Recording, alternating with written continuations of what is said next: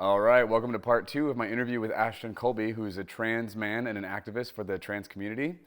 In this interview, Colby and I talk about his transition from being female to male, the surgery, the physical transition, the emotional, the relational journey. I'm so appreciative of Colby for being willing to share and be as transparent as he is about his process and his journey and just be so approachable and willing to help educate people around him on this whole experience. So buckle up, here we go. Like let's just go there. Let's just dive in. I'm happy to share that what it looked like for me to physically transition was I started taking testosterone injections like once a week, and so I got more muscle, I got a deeper voice, I got facial hair, I got chest hair, I got back hair, I got butt hair, I got like all the hair, like really all the like secondary sex characteristics that guys get through puberty. Like I had to go through a second puberty at 20, and my surgeries that I've gotten have been really to reverse the first female puberty that I went through when I was a teenager. And so I had a chest develop, and so I got a surgery to masculinize my chest and to reduce my chest, to flatten my chest. And so I can go to the beach shirtless and walk around and run and do all those things that guys get to do because they happen to have flat chests, and that's how that's accepted in society. So I consciously chose that for me to have a good quality of life and be able to go to the sauna and stuff like that with other guys, like, yeah, it was worth it for me to go swimming and everything to get a chest surgery. So I did that. And I also really wanted a beard. Like I came out when like the hipster thing was going on. Like in 2013, I started to grow a beard. 2014, I was like, I'm so glad the lumberjack thing is coming in like full swing in 2015 when I started to actually get a beard. So loved that. Was so glad that the testosterone helped. I'm actually today, 3 months post-op of my lower surgery and my bottom surgery. I got that to really masculinize what's down between my legs, and that was for me, and it wasn't for like truly anybody else other than me, because no one else sees it other than a partner or myself. And I did this without a partner and did it while I was single, and I chose that, like, it was the right time because then it was like for me and no one else. And it has been really challenging, but I had a lot of like, okay, if I'm going to go through this surgery, like it was the same kind of vibe of like, I had to pray about it. Yeah, I had to be like, is this the right next step for me? Yeah, I had to do it even though I was afraid, but I knew it would make me feel even more aligned. And I am talking to you 3 months after the surgery where I'm starting to actually get to enjoy my body, and I'm feeling the alignment that I knew I would feel, and I'm happy I did it. And so yeah, so that's like my vibe. Maybe you have a little bit more tissue because some guys have man boobs. Like maybe you just don't care. So you're just, that's just your vibe. So you don't get that surgery. And maybe you're a trans woman and you have a flatter chest and you just are like, you know what, some women just have that. I don't need to get breast implants. Like, so there's an array of options. And, I just did what I needed to do for me. I was Googling stuff and coming up, and a guy that was trans hadn't had surgery or taken any hormones, but he was like, you actually can just be trans and you don't have to get any surgery or hormones. And that actually gave me the freedom to then do a create your own adventure story and figure out that, okay, I can take this at my own pace. No one's going to force me to get surgery. Like I didn't want to get a ton of surgery. Like that wasn't like the goal of transitioning. It was, what's the least amount of things I need to do to feel the best about myself and my body. And that's just where I'm at. What makes a man a man? What makes a woman, right? Like, what is the quote unquote definition of a man or a woman? And the traditional cultural attitude and answer to that question is basically your genitalia, your Yeah. body parts, right? You are the summation of your body parts, and which people in the trans conversation I found to be way more sophisticated and evolved and developed in their concept of gender because we're recognizing, I just said we like I'm a trans person. Yeah, People in yeah, this conversation are really, recognizing it's so barbaric to identify yourself after your sex organs as if that determines who totally. you are as a Yeah, person, right? Like yeah, it's just so, I don't know, it feels animalistic or regressive. And so I guess I just would love to hear your thoughts on if the definition of a man is no longer what's between your legs or yeah. whatever, then what is it based off of? What predicates someone being a man? There's a lot of divide socially right now. And one of the hottest topics relates to gender and sexuality and trans people and pronouns and bathrooms and all these things that like are seemingly so concrete. Like men are this, women are this. We've had these bathrooms literally cemented into buildings that have been there for 100+ years, and to move anything or be even open to the idea of anything beyond what is so ingrained and established is really scary for people. So I want to acknowledge that when we're having these conversations about gender and sexuality, and we're like, it can be ungrounding because you think of anything that can't be changed, anything that's set in stone, it's that F or that M on your birth certificate. It's there from the second you come out of your, you're the second day you're born, the doctor immediately looks between your legs and says, you have this or this, and this is the expectation for your life path. Your parents, the nurses, the doctors, everybody from that second is already planning that you're going to grow into a woman or grow into a man. And you're almost no longer like a baby in that moment. It's like you already are the expectations of your entire life based on a few clumps of flesh between your legs.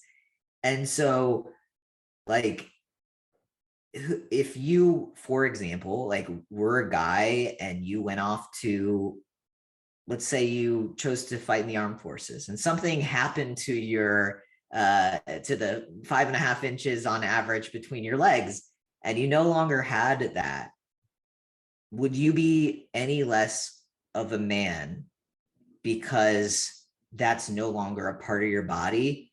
And I think that anybody who really respects, interestingly enough, the masculinity or the courage that is expected of men in the armed forces has great respect, especially for anybody that's wounded in battle, and would not see you as anything less than the man that you know yourself to be, just because you happen to lose those few inches between your legs. And so then who are you if you're not like that skin and that flesh? It's like who you are is how you communicate with other people. It is your soul. It's an inner knowing that is, it's not tangible.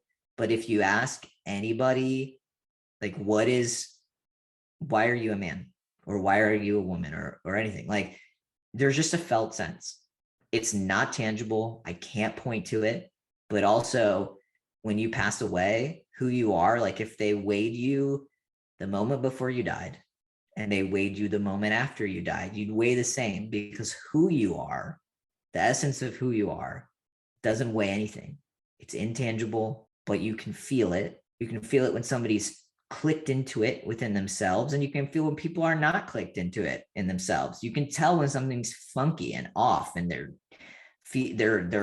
have this inner turmoil. And when you talk to a trans person that's allowed themselves to express themselves fully, and you sit down with them for a few minutes and you ask them and you try to learn about their human experience, you can feel that they're clicked in and they're tuned in a way that, like, their spirit, that or whatever that intangible thing is, it's aligned. And so it's not your body.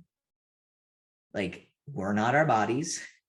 Like, all Christians, anyone of faith, the whole aspect of faith is believing in things that you cannot physically see with your eye. The things we can see, yeah, we can see our flesh and skin and bones, but there is something else way deeper what, because I'm trans, I can't feel that or tune into that in myself and other people?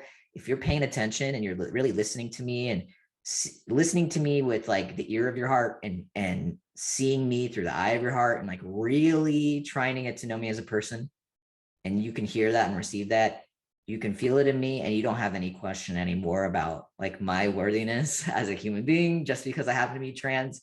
And me being trans doesn't prevent me from recognizing that in other people.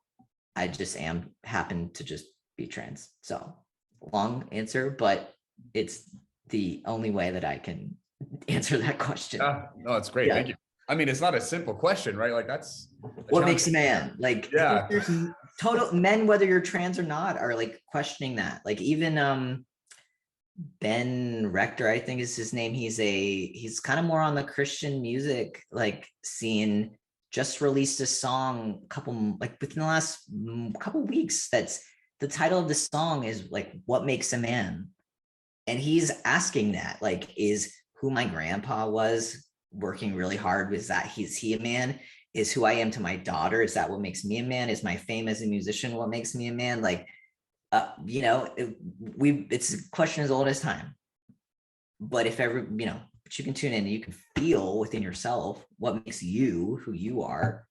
Start there. Yeah. Wow. Okay, I want to pause for a second and just kind of digest that. Yeah, right. Thank you. Yeah, and I mean that question was a lot, so I appreciate you even like stepping up to bat to address it. And I love what you shared there. Obviously, there's so much that can be said here, so we're not going to be able to like do the due diligence of like pulling this whole thing apart. But something you said that is hitting in a funny place for me, in like an important place. You trans or not, when you're talking to somebody and you can tell when there's an alignment or when something's not quite in place. I forget the verbiage you use, but like basically that idea. I mean, I'm very familiar with that dynamic you're describing. Yeah. And I used to teach on the gift of discernment, the discerning of spirits, right? And like just recognizing where something was coming from, the source or origin of it, and the effect that it's having and whatever. A big part of how that gift operates in my life from a visceral level, which is so weird. I don't talk about this stuff anymore. Yeah. I want to get back to the place where this can have context in my life again. I'm just doing such an intense deconstructive pull apart right now that the discerning of spirits is kind of on hold. It's not gone. It will never go away. It's under review in terms of how do I translate that into all this, right?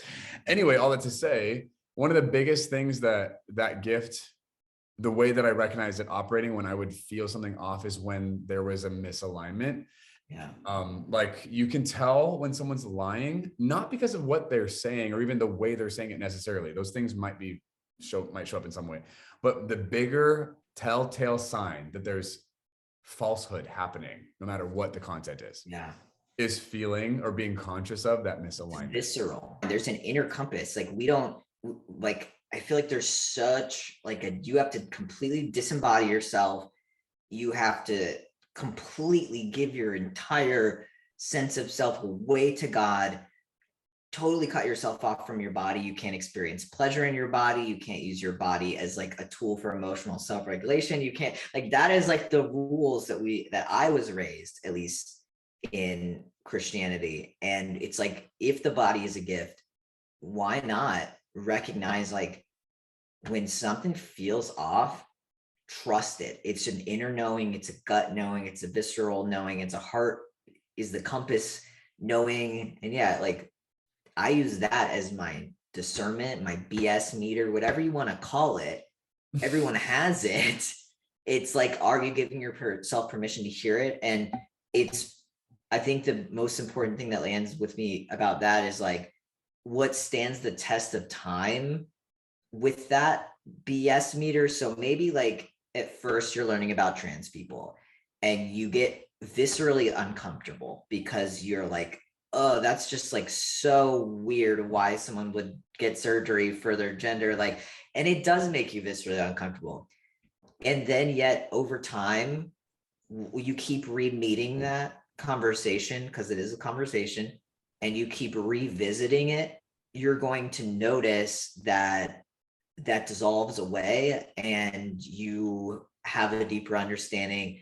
And the more you start to like live and let people express themselves and you recognize the light in them, you can more recognize it back in yourself. And like, that'll dissipate. If something is just off and it's just objectively wrong and it's maybe like hurting an animal and you see that and it makes you viscerally upset, that's never going to go away. You're going to always forever, when you see that happen, be viscerally upset. There's never going to be a way to see that through the lens of love ever. So that's how my kind of like barometer. It's like, well, let's keep meeting this and revisiting it and then go from there. So yeah, totally. Yeah, it's very human, right? Yeah, it's fascinating. I also wanted to poke out when you said like someone who goes to war and they lose like what's going on between their legs. Totally.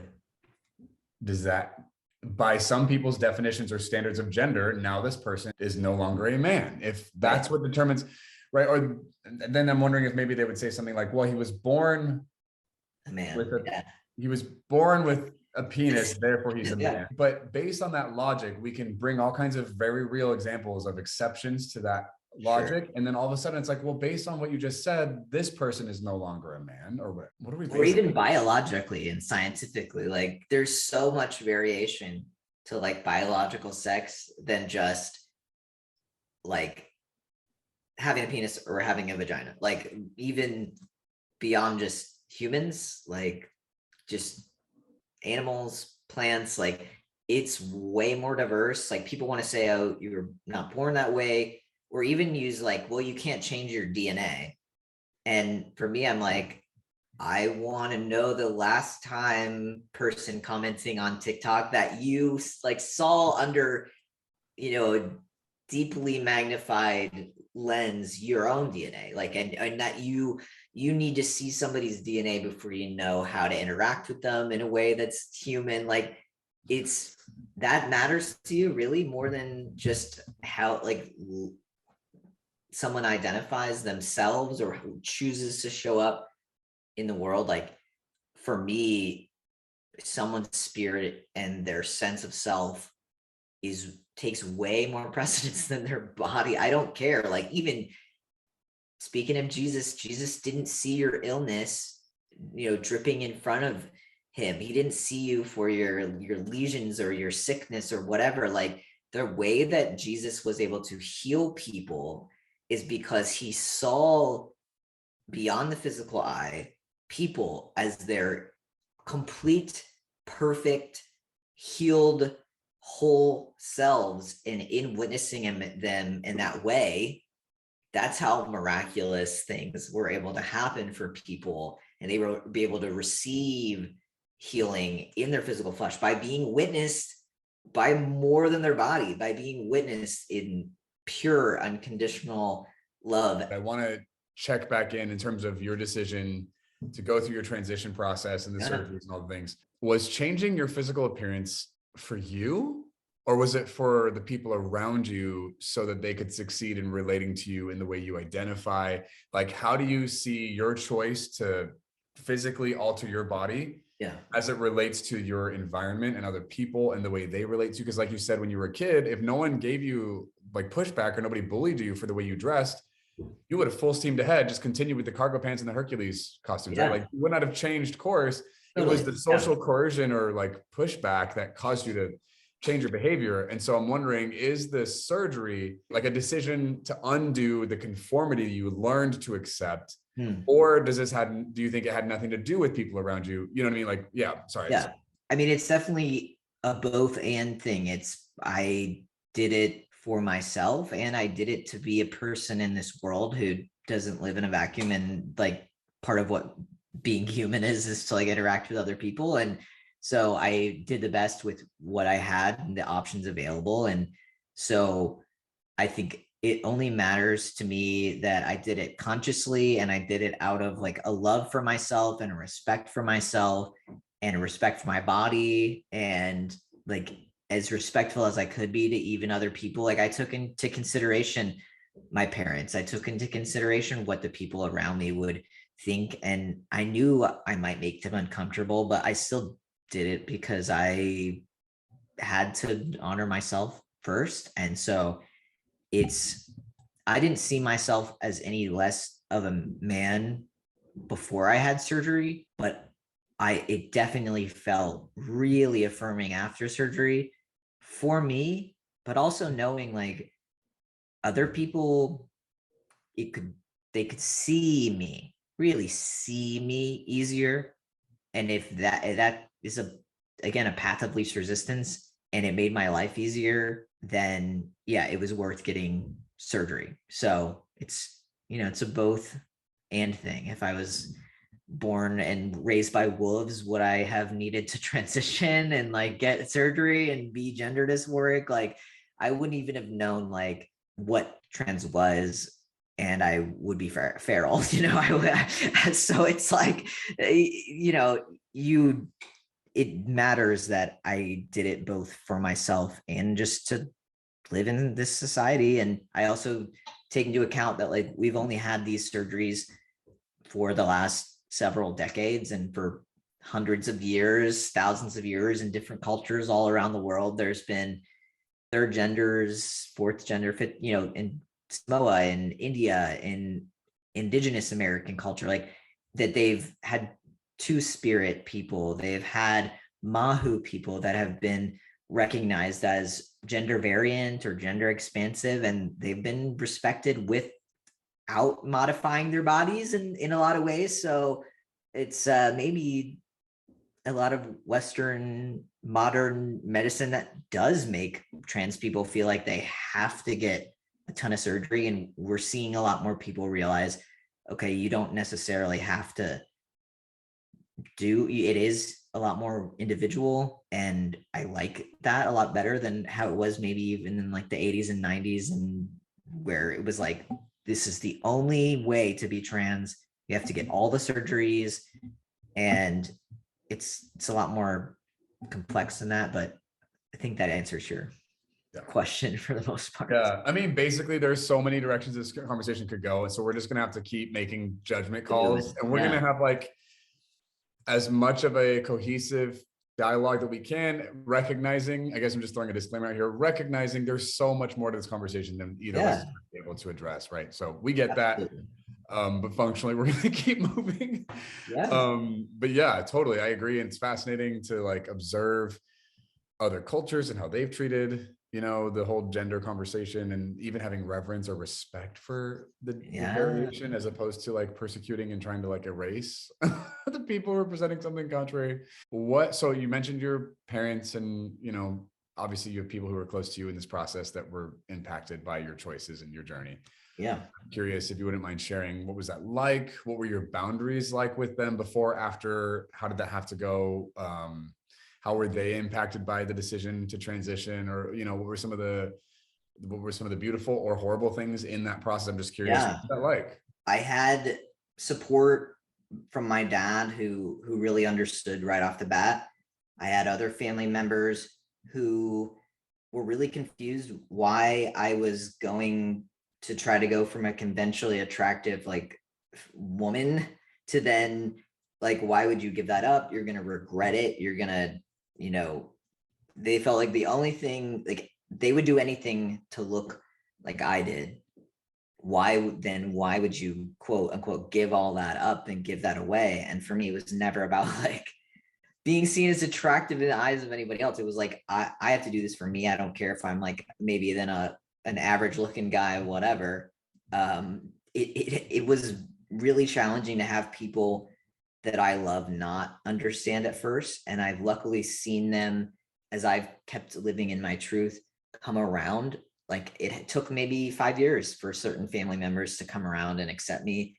And I probably wouldn't have had this strength to like be an advocate if I didn't at least have like my dad, my one consistent person in my corner that's loved me, and my best friend and my best friend's family like have become like a second family to me. And like you just need like that one person to support you, and luckily I've had more people support me than not. So why do you think your dad, when you say he was understanding, what does that entail, and why was he so on board so easily? He describes it as that he could feel that internal misalignment, like there was just something off, something just wasn't clicking. He could feel like I was just disconnected from myself and my body, and there's only so much you can hide like from your own parents that want to see you, that really at least are trying to see you. And so he just, honestly, I'll answer it really honestly. My dad, like my youngest sister passed away from cancer, and so he saw what it's like to actually lose a kid, and he wasn't gonna lose another kid. And so he was like, you know what, we're just gonna do this right, and I'm gonna support you because I actually have a frame of reference of what is life or death. And even as big as this transition is, it's not a make or break. And again, he understood in a way that is intangible that who you are is not your body, because he saw that with my sister Lauren. And so he just got it, and he's a deeply spiritual guy and understood that like love is unconditional and God is always going to love me. And that's what he's reminded me throughout this whole process. Wow. Thank you for Yeah. sharing that. I'm sorry about your sister. My gosh. It was like 15 years ago. So he's like, I was probably 5 years before I came out. The freedom to come out was in like, you know what, life is kind of short sometimes, and you just got to like live and keep showing up. And so it's like, that was the hardest thing I've ever done. So then coming out as trans is like, oh, I can do that. Like, yeah. Yeah, that makes sense in an interesting way. I'm intrigued by the correlation I think I'm observing between suffering and compassion. Like people's capacity to have compassion, Yeah. especially as it pertains to the queer community. So like someone who's not queer, but learns to be affirming and to become an ally for people going through that experience, even though they're not personally going through it.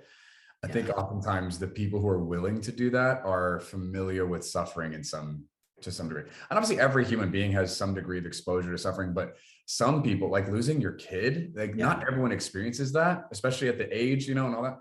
But that does some, like stuff like that does stuff to you. It changes you. It breaks absurdity and prejudice and, these like really stupid, unfounded, prejudiced attitudes. Those things you don't really get to afford anymore when you've already had something so intense like exacted on you or taken from you or whatever. And so I think it's fascinating to observe the correlation between the two. And I think as queer people, with the level of like vitriol and hate that we've experienced and rejection we've had to like overcome, and the pain and the the suicidality and some the things that come with the journey for a lot of us, I think that causes us to become so much more compassionate for other people, even in experiences that we don't identify with. So like I don't experience the trans journey, and I've met some queer people, some gay people who they're intolerant to the trans experience. They're like, it's LGB, and they want to cut it off there. And I'm like, what? It's so, I don't relate to that at all. When I came out, I was like, I don't understand the trans thing, but I am going to defend these people, not out of blind loyalty, but out of a genuine regard for, just because I don't get this or because I haven't experienced it does not mean it's invalid. And I sure as hell doesn't invalidate their pain, right? Something's going on here. Why are they choosing to, and it was not hard for me to understand the motive, having been in my process. So it was fascinating to like observe that in me, even though I saw people around me who supposedly were in the same boat, not have that same like compassion or consideration. And I'm like, what? And so I kind of took to like advocacy for trans people pretty early, even before I was really that educated. I just knew from a conviction place, like, no, we don't get to treat people this way. These people are dignified. They deserve, they are the ones who know better than any of us what's happening here. We should be listening to them, not telling them what they should be experiencing. Right. And like that, so many people don't even get that. But I think suffering is, I don't know that it's necessary, but it seems to be a common denominator for a lot of people in terms of their capacity to regard something that's foreign to them and still have compassion. When there are people that don't respect me for being trans, it's whether they are gay or whether they're straight, like I know that it's coming from a place of fear and not love, because there's really only two options. And so if you have stared your own fear and separation from love in the face, and you have chosen love no matter what, then it's really easy to accept other people through the eyes of love no matter what. So I have compassion, ironically, for the people who don't accept me because I get it. Like I used to think trans people were just like weird. Like when I first ever heard of them, I was like, why would you do that? And then I started to understand, like, yeah, I was afraid of something that, yeah, like I was worried people are going to treat me messed up. Or if you support trans people, maybe you're afraid people are going to persecute you. So I get it. I get where it comes from. Nice. I wouldn't say that I'm there yet, but that's, yeah, very, very gracious and For my own compassionate. sense of peace, it's honestly like, it helps me sleep if I just like, I have compassion for them. And I don't know, I guess I used to have a lot of anger Yeah. towards transphobic people, but maybe I'm just tired of it or I don't know. Like I think it's not fizzled out, but transmuted into just relentless love. That's awesome. I look forward to the day where that's my experience. I'm not there yet. So it's an ongoing, it's a practice. It's a spiritual practice. Right. This one kind of tends to be probably the more politicized and controversial and like opposed aspect of the trans journey, in at least in our country, right? Trans athletes. Yeah.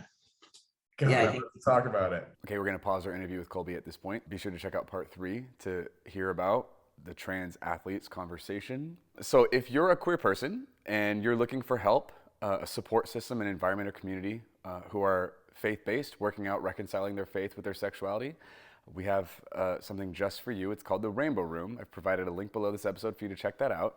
If you are not queer, but you are an ally or want to be an ally to the queer community, we have a group specifically for people like you. So that link is provided below. It's a group called Allies, a group of people who are also on that same path, doing the work to becoming better, well-rounded allies for the queer community. And then if you need coaching in your life, specifically in the areas of getting past your own lies, your own hiccups, your own cycles and patterns of dysfunction, I want you to know that I have started taking coaching clients again. I'm not taking a bunch, but I am taking a few, and I still have some slots open in my schedule. So if that's something you're interested in, you can check out the link below to apply to work with me. Just put Mike in your application. All right, thanks for checking this out, everyone. We'll see you next time.